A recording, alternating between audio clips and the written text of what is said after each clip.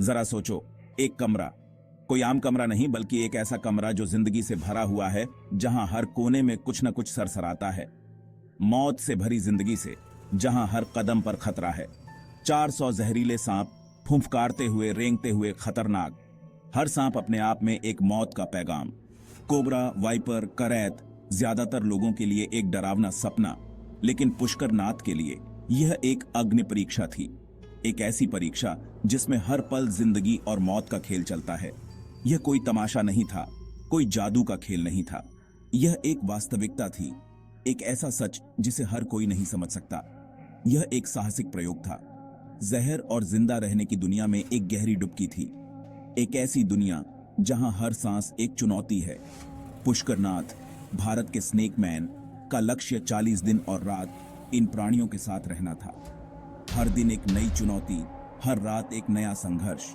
उनका मकसद उन्हें उनके जहर को समझना और पीढ़ियों से चली आ रही प्राचीन जड़ी बूटियों के नुस्खों की सीमाओं को परखना था।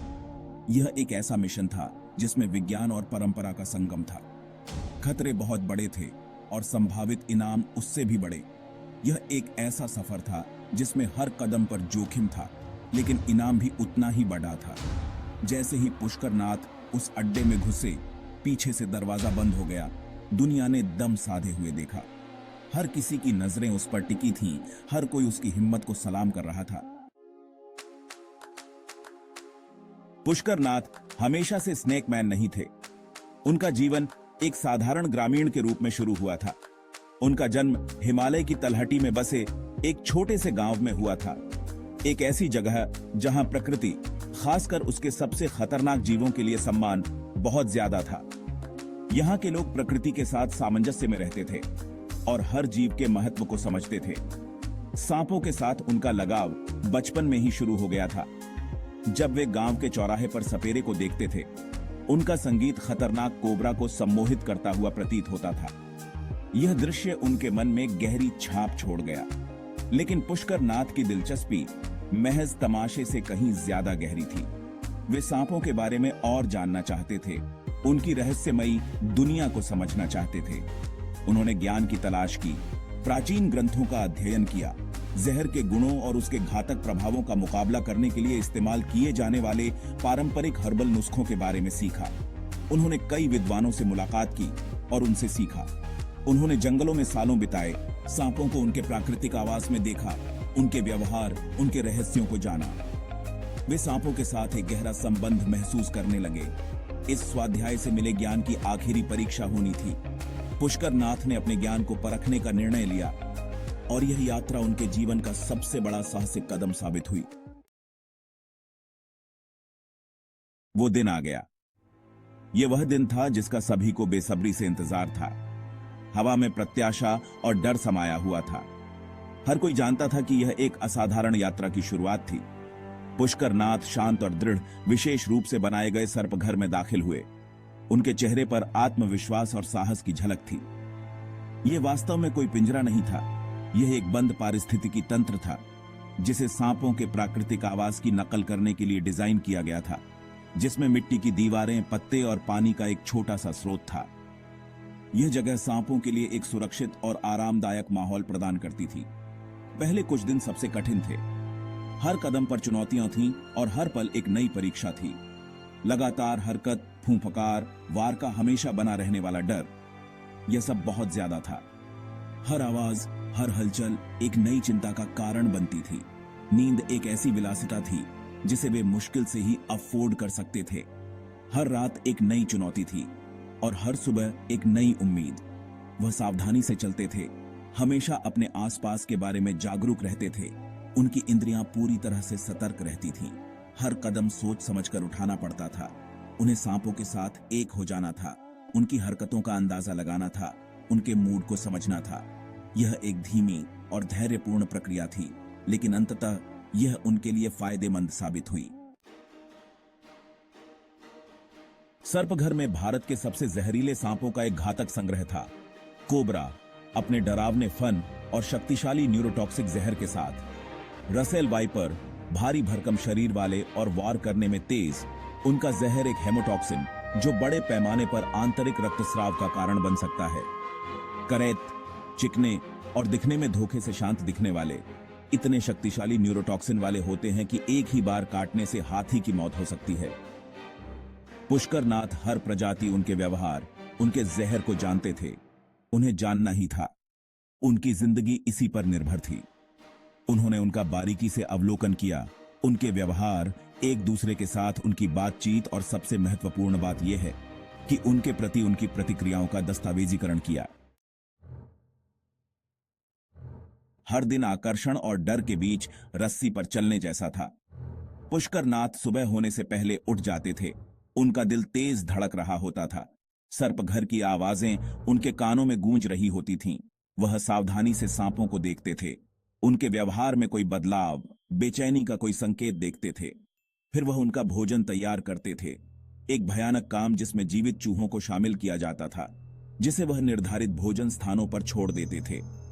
उनका बाकी दिन सर्पघर की सफाई करने, अपने अवलोकनों का दस्तावेजीकरण करने, और सबसे महत्वपूर्ण बात यह है कि अपनी हर्बल औषधि तैयार करने में बीतता था।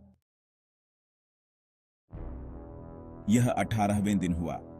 एक लापरवाह कदम, एक गलत अनुमान और एक कॉमन करैत, जो दुनिया के सबसे घातक सांपों में से एक है, ने काट लिया।